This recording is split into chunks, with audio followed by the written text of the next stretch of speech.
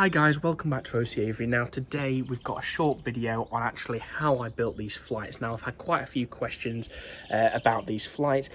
Amazing response from everyone watching the videos. I've got so many views on that video. Yeah, I'm so pleased that you guys are liking it and you know you've enjoyed watching that, and thank you for following along and subscribing. Now I've just done a quick video on actually how I built these flights, and I had quite a few questions, as I said, about how I built them, and you know, a few asking tips and different things like that. So I'm hoping this video inspires you to build something like this, and gives you a bit more information on what I looked for when building this, and just helpful. So now we're going to go into the studio, and we'll take a look at the photos from throughout the build, and I'll talk you through what wood I used, and just how I actually built this. Hi everyone. Now what I wanted to talk you through is actually the building process of the new flights. I've had quite a few questions for how I built them, and I just thought I'd give you a bit of a detail for what I did, the step-by-step process, sort of the sizes of wood I used and different things like that. Now just remember, I'm not I'm not a joiner or anything like that, but I've learned from a young age how to build things and what with my father. So we've just sort of gone from there, and I managed to build this over the course of a few months. I've not done this in like a 3-day job. I could have done, but I just decided, I'd rather space it out over the course of several months, so I wasn't rushing it, and I got everything done to the exact detail that I wanted. So we're starting here now. This is the area which I chose for where this flight's going to go. We had a spare area of garden. Now, there's a few things you want to think about when doing this. So I found the area of garden. Now I needed to assess what are we going to be sitting it on, because I can't just sit it on grass. It'll sink, it'll rot the underneath. We need to do something about that. So thankfully the topsoil on my garden is actually quite solid, so generally sinking wouldn't be a massive issue. But either way, I was going to make some footings for this because it wouldn't be right to not do it. We needed that. As you can see, actually just in the left hand corner, that's actually one of the smaller breeding shed, and that's actually on a whole paved area. But anyway, so then also the height. Now thankfully this is generally quite level. I mean, there's a slope by about 3 inches from the left hand side to the right hand side of this photo, but it's very marginal, so something that you can quite easily sort out. So that's what I did from there. We'll go to the next photo now. This is where I decided I was going to put the footings. So we've got 6 areas, 3 at the front, 3 at the back, for which I was going to dig out, and we're going to place a cinder block. But obviously I can't just put a cinder block in the ground and leave it as it is. It wouldn't be right to do that, because then it's just going to end up where the cinder block sinks. So we need to make a larger area. Now at this point it was important that I looked about the constructability of this flight, and actually, I would ideally like it as large as possible. However, there are certain limitations such as wood sizes. Now, for what I was available to get at the time, and with wood prices going up recently as well, and just availability changing from the norm, the most available wood I could get was 3 metre lengths. Now I did want this as a 3.6 ideally, because we could have got 6 flights in this rather than 5, but because 3 metre lengths were available for all of the wood I was going to use, and only some available in 3.6s, I'd be better actually doing it out of 3 metres, so I'm not joining wood together. I wouldn't want to get a 3 metre piece of the main structure, then have to join a little 60 and so forth. So we've marked out the areas here just with a bit of spray paint for where they're going to go. Now I did do a bit of pointing on this, obviously very, very basic, and just made sure it was level with the front of the other shed, just so it was nicer and neater, and that all of these points were in line, so we didn't have any sort of cinder blocks going further forward or backwards. Now next you can see when we made the start, I dug out the 2 corner pieces, and this was to check the levelness and how different this is, how much I need to dig down. So I actually managed to get this bang on dead level, and obviously with the slope being from the left hand side to the right hand side, I dug further down on the left hand side, so we get that sort of level, so then I could see where we needed to sit the blocks, and actually because of how we're doing it, you can see there's little wooden sort of moulds in there, and what we've done is actually casted some concrete in there. So we, after doing that, we dug a bit further down, put concrete in that, made it sit level again, and then actually placed our cinder block on that, or breeze block, and that's the sort of the finished result. So we've got a good layer of concrete beneath that, which is going to act as our footing, obviously giving a larger surface area and a solid foundation for the weight of this. Now, it's not going to be too heavy, but nevertheless, I'd rather it doesn't start sinking or rocking or anything, and we just want to get the job done correctly and best. Now, there was the idea that we could actually have got that whole area and just concreted the whole area, and then we'd have a completely solid base. But after talking about it and going through, the ground was pretty solid there anyway, very compact, and just wasn't worth it, we felt, because actually we'd end up taking out a whole big chunk of grass and garden, and then if we did ever come to move those flights, then we'd just have another area that's paved, and quite a few areas of around the house that are quite paved, so we didn't really want to go taking up too much more should the event come that we have to move it, such as when I actually move out, but obviously that'll be a while yet. So then it came to actually building the base. Now here you can see the base beneath and actually the roof on the top. Now we made these identical because obviously we want a square structure. We want it to fit all angles, 90 degrees and so forth. We don't want it sort of bending or curving or anything like that. So this is sort of halfway through. We've got half of the base done in the decking board, and then we've got sort of the roof constructed. Now I did this out of CLS. This is I believe it's Canadian lumber standard, and that is 63 by 38. Generally, it's quite it's readily available wood. It's actually used, I believe, in sort of false walls as such in houses. So it's rather than a brick wall, maybe an upstairs wall or something like that. It's made out of this stuff or very similar, at least. So quite readily available, and this was only available in 3 meter lengths. So I chose to go for the 3 meters of this because at the time it wasn't available in larger sort of lengths. So we just built that structure, made them sort of identical. As you can see at the bottom, we've got 4 runners across. We've got the front, and then we've got 2 in the middle, and that's just to make sure that our floor is not wobbly and it's going to be supported completely fine when I stand on it. And obviously weight is put on it because we don't want sort of wood bowing underneath when we put weight on it, because then it just sort of defeats the purpose. And what was helpful when doing this as well was actually lining up sort of where the divisions are going to go, so we could then take that into account when actually sort of putting the decking board down. So then, as you can see here, we have the finished base. Now the base was CLS around the edges, like I said, with a decking board on the top, and you can see that there are cutouts at the front, and you can see there's some small cut-offs actually of CLS in them, and the reason we did that actually was as a better support system for the weight of the roof and the sides, was actually fixing that down onto the CLS rather than putting it on the decking board, and that just meant that we could quite easily get it done. If the decking board needs to come up for whatever reason, we can take that up without an issue and having to think we have to take the whole thing down, and just make it a lot easier.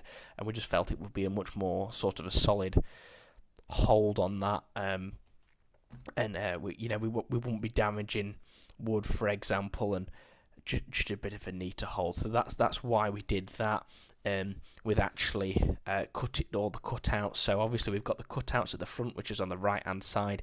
They're just for the uprights where we're going to put the mesh and the sort of the front cover in.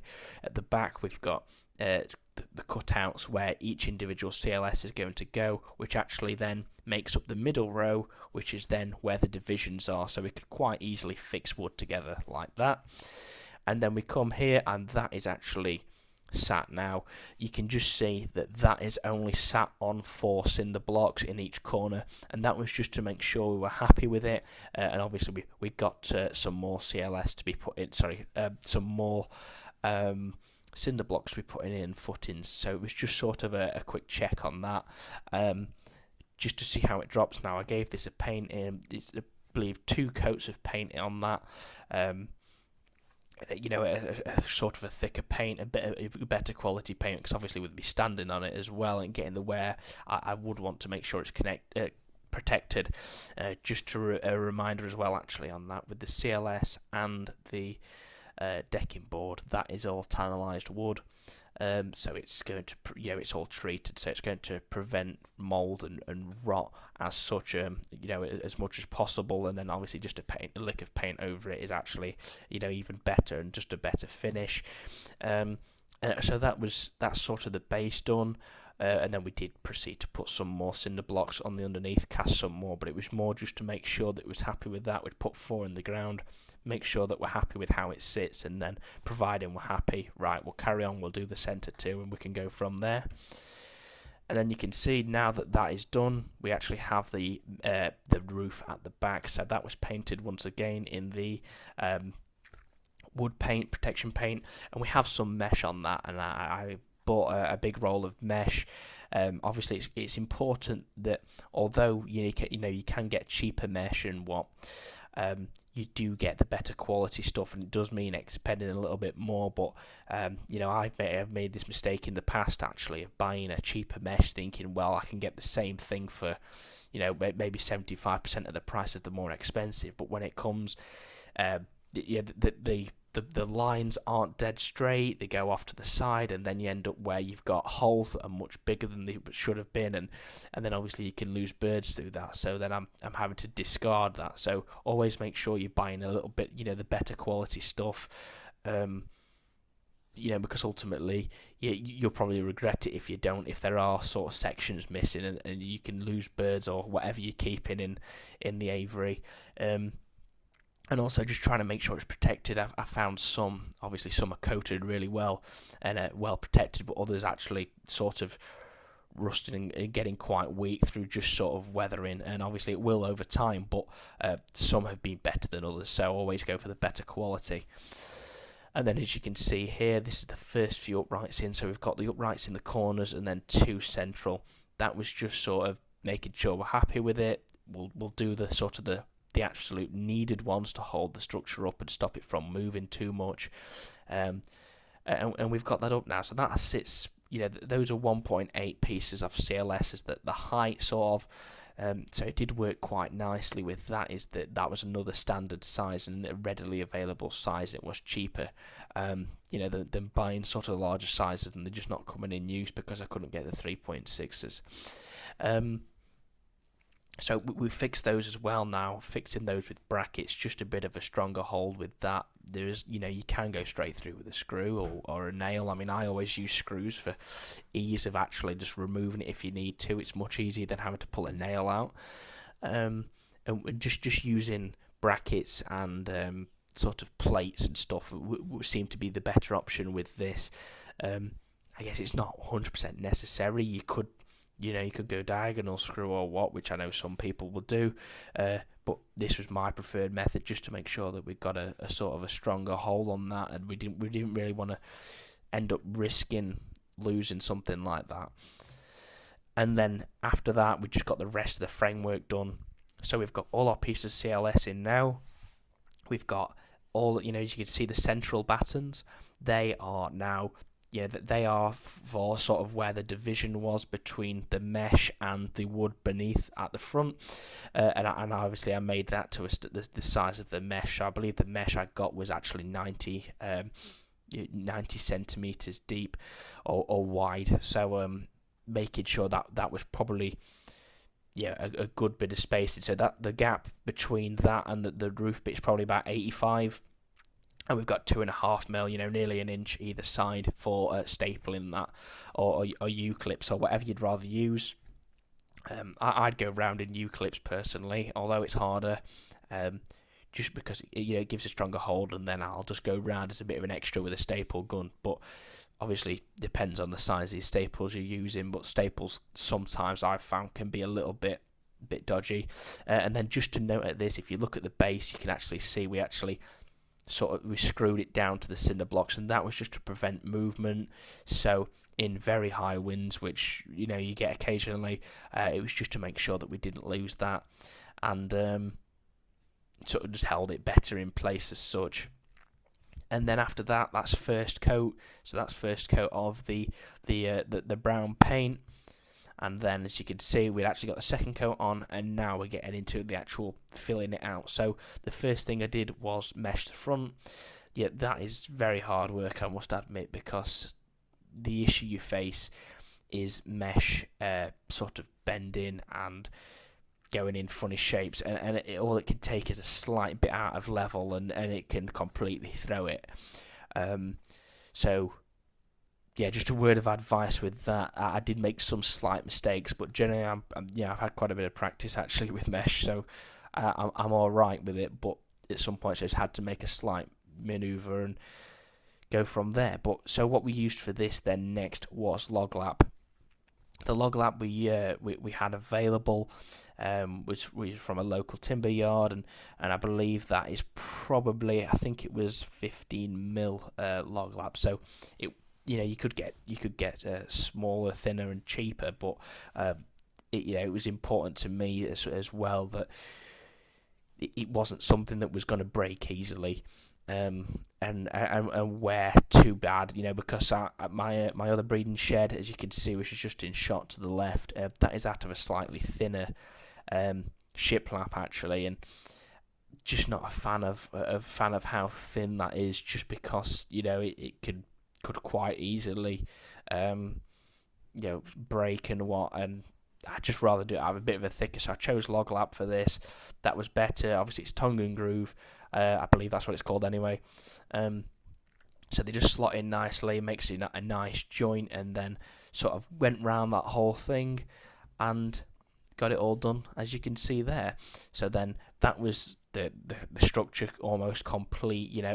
The wood side is complete. We're just starting to do first coat on the front, and as you can see actually on the sides, I finished that off. If I just go back to that photo and you look at the mesh and actually the supports for the mesh, I've decided actually to make it a better finish and probably look better would actually be adding the log lap, which is now on those central beams.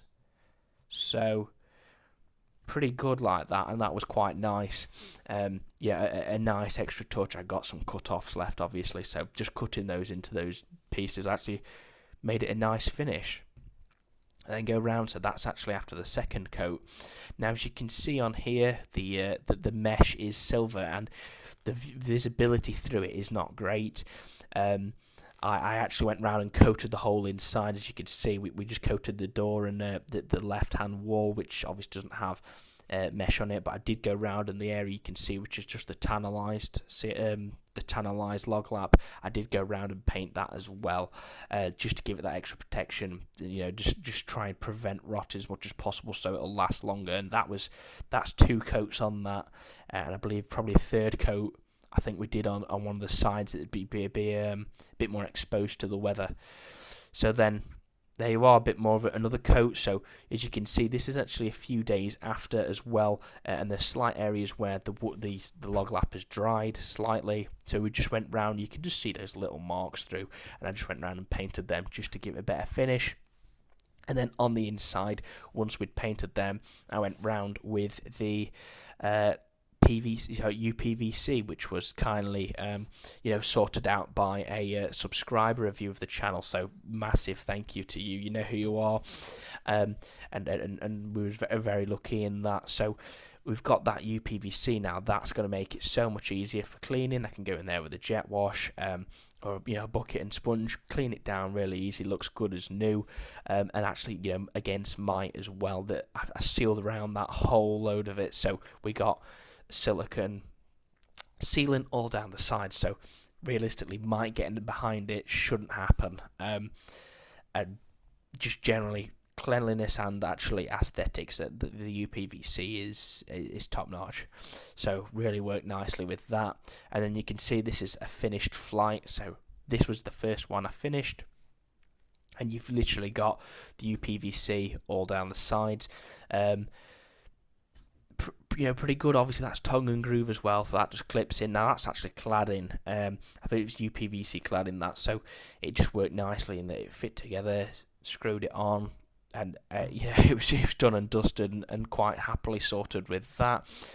And and I'm pretty happy with that. It was it's definitely a better addition than wood. I've got some flights that have got wooden boards between, and what, there's nothing wrong with that. But just for the ease of it, the UPVC, it doesn't need painting every year. Just a quick clean down, and it's done, rather than having to on my wooden flights, having to go round and take all the birds out, paint them, and give them 2 or 3 days to sort of defumigate, so they are safe for the birds. I mean, I use paint anyway, that shouldn't be an issue, but just exposing them to those fumes, try and keep them away from that. So UPVC is the way forward, and that was nice. Just how I actually connected the UPVC, I might get questions. Between the upright, so you can see the upright from the right hand side to the back, we've got that strip of PVC going down, and that obviously acting as a divider. What I did there was I got some thinner wood. I believe it was, I don't know, 1.5 inch by 1 inch. I don't know, something like that, a smaller wood, and actually got. So this is imagine this is actually the CLS, and I got that and put it smack bang in the middle like that to line up nicely with the piece of CLS running across the roof and the floor. So then I could just connect the UPVC like that as onto that piece of wood with a little screw, and it holds it fine. Obviously this is only 4 feet back as well, so it doesn't need massive supports, and if it did, I can just add another support in quite easily, just a little bracket or what, and top and bottom, quite easily done. And then that is the finished product. You've got all the dividers in, UPVC'd out, and a nice finish to that, and it was great, really. Now, just another view just to see from that, and you'll still notice that the mesh has not yet been painted, and I just need to I've gone around and topped those areas up afterwards. So then this is sort of the finished product. For how it looked clean, we obviously not got the doors on or the cage fronts or anything like that, but quite nicely done. And then with the floor, I must add, I went after and sort of finishing this section, I went round, repainted the floor all again, just to give it that bit of extra protection. And I actually went round with a sort of a heavy duty lacquer, as a waterproof, just for that bit of extra protection on it. It wasn't attacking the wood at all. It's not something that would do that to the wood. So quite happy with that, and quite a well protected sort of structure. Now this is another look from the evening when it's just sort of adding those finishing touches. So you'll see now we've got a UPVC roof. Sorry, not UPVC, just a corrugated plastic. I won't be able to tell you the material on that, I'm afraid.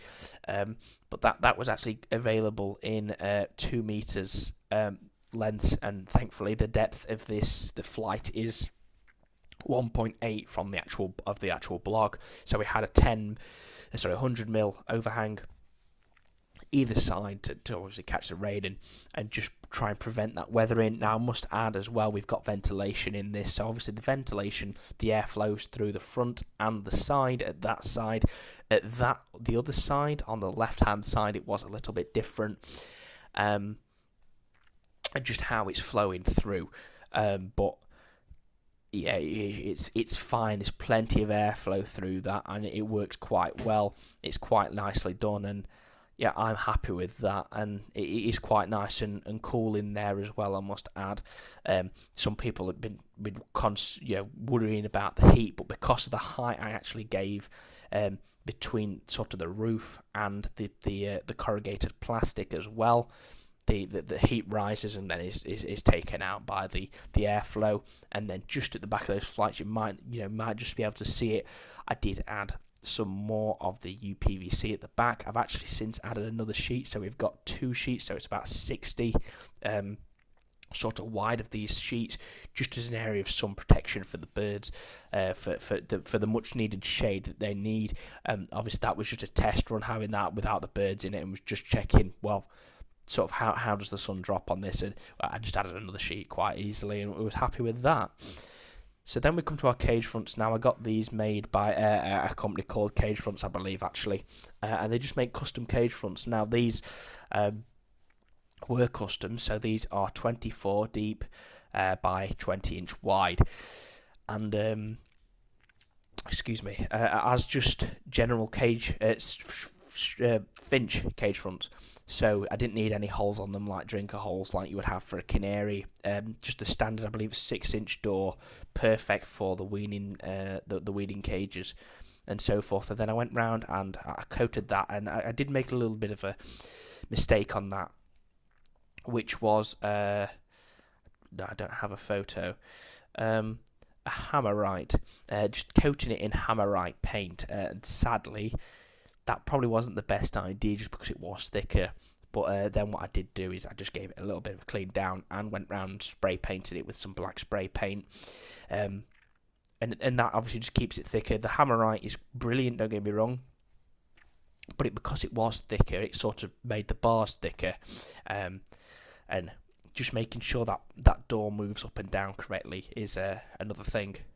So then you can see after they've been painted, they're now up in the flights. Now we did add a little lip, as you can see, on the inside of all of these little flights. We have a little bit of a white plastic trimming. It was literally a trimming that I found. It was in B&Q, and I just thought, actually, that's ideal just for holding these in place and making up that gap, because there was some slight fluctuation in size. I mean, I'm literally talking 10mm between them. So just to give it that extra little hold and a better thing. Now, you might ask, how did we take these out? Well, you just have to take out the across piece that runs on the underneath of them. I was going to make them pull-outs, but actually, after considering the sort of size of these and how often and why I would need to take them out, we've not got a normal cage here. You have to remember, this is not a bird cage, a breeding cage in a shed, which I have to clean out like that. If we're cleaning it out, then we're literally just opening the door and scraping out the below, rather than having to take the cage front off. So there wasn't really a need to take those off, and if I do, it's not a big job. I just have to unscrew the batten underneath and pull it out, and it comes out quite easily and readily. So then you can see we then got the doors on. I did the doors out of a slightly thinner wood here. I was going to use the CLS, that was an option, but after some consideration and looking at the CLS, I thought, well, actually, we're going to be making quite some hefty doors here, big doors. We're going to need quite larger hinges on that. We've got a really big hinges on the door, the main door anyway, because that's not only is it made out of CLS, it's also got loads of log lap on it, so that's got big hinges to hold that, and obviously a larger heavy-duty lock. But I needed to make sure that door was solid for security, and we're obviously going to get CCTV systems installed in this flight as well, like the rest of the bird sheds and the other flights. Just as security. So we've got all these little sort of little doors done now. I made them out of the thinner stuff. That was, I believe, it's probably 2-inch by 1-inch, or it's something like that. I'm afraid I don't have the technical, the actual exact details of those, but it was a smaller wood. Was the point, and it just worked much better, to be honest. Just making a bit of a lighter door rather than having to get some big hefty hinges on it. And I use some little sort of stainless handles on them and stainless little clasp locks. Does the job perfectly. We've got 2 hinges on each of those. They all open out fine, and they're pretty good. And obviously, just making those, I'm giving a bit of a clearance. Either the bottom, I'm giving about 5mm either side or so, just to give us that clearance, so we're not having any issues. And obviously have to remember the wood will dry, so we've painted them, so we make it a little bit smaller, and then in the winter the wood was going to swell, so I want to make sure that we don't then have tight doors because the wood's swelled. Even though they are tannalized and they are painted, inevitably it does happen. So just something to remember from that. There's your finished flights. So that's just got the canaries and the green finches at that time. pretty much all finished now. I used for the perch holders on these, we've used some like V's, and they're metal V's. They look like this, and that you literally just screw them on. I've just got some tiny little screws, little button screws, put them in there, and then you just, they're a V shape with a little hole at the bottom, and you just run your perch through that, and it gives you the option to have a perch that's about 5mm to a perch that's probably about 50mm. So perfect for if you're wanting perches for finches, or you're building parrot aviaries and you want larger sort of perches, or even birds of prey. So perfect for that, and that worked really nicely. And there you have it.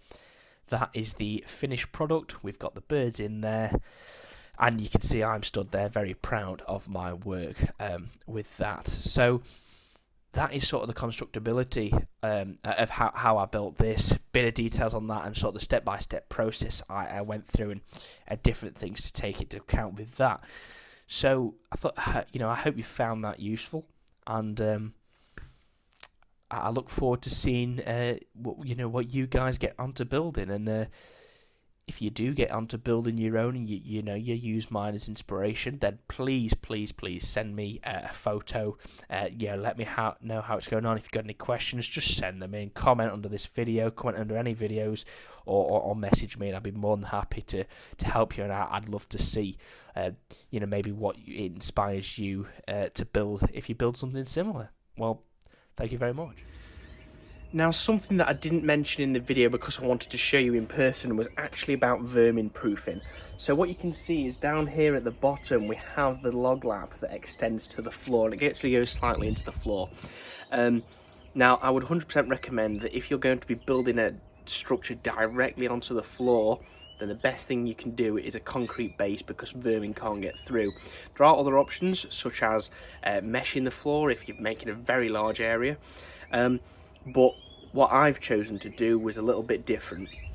So what we've got underneath is I put a thick sort of liner, and it's a permeable liner so the water can drain through. We put that down to stop the grass growing through anyway, but also to sort of catch any seed that drops through. Now I am going to be sorting that out, which we'll see in a later video. I'm going to be actually lining the bottom with something to stop seed going through. But what I've done is put wood around the whole base so no vermin can get underneath, and just as an extra precaution also lined a layer of bricks just underneath. We've not cemented them down, but just underneath is a bit of an extra layer of protection. So there's bricks, and then next to that it's actually boarded off with some log lap, and then we've obviously got the liner as well under there, which should be plenty. I think it's plenty of protection against any vermin that could be an issue. But generally, I'm pretty good at keeping that under control, keeping the area clean, stop seed going down areas where it could attract vermin, and if there is ever a problem, dealing with it as soon as possible and getting it under control. So that was a method I used for vermin proofing.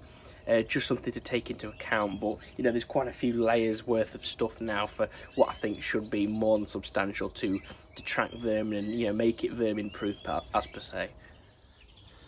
Now I hope you found that useful, and picked up some useful tips and information on actually how I built this, and I hope it inspires you to build something similar, and that you will enjoy it, and you found this useful. So if you have and you'd like to see more, please go down, hit subscribe, and please leave a like on this video. It'd be amazing to get more subscribers and more views. So it's just nice to entertain you guys. You guys are clearly enjoying my content and find it interesting. But anyway, thank you very much. That's enough from me, and I'll see you in the next one.